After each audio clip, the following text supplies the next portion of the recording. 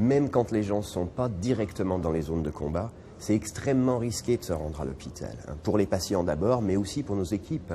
Ça a été extrêmement difficile de se déplacer et d'amener les cargos à destination. J'étais impressionné par le courage du personnel yéménite, du personnel de santé yéménite.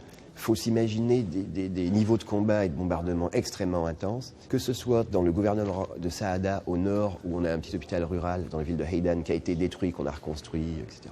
Le personnel s'est rendu tous les jours au travail. Quand les combats étaient à la porte de l'hôpital d'Aden avec des blindés devant notre portail, des snipers de rue à côté, des bols qui sifflent tout le premier étage, qui traversent l'hôpital, les gens viennent travailler, ils font le tour de l'hôpital, sautent par le mur, viennent bosser. Pour certains, bien sûr, ils ont dû mettre leur famille à l'abri dans des zones où il y avait moins de combats. Et ils dormaient à l'hôpital, ils restaient là tout le temps.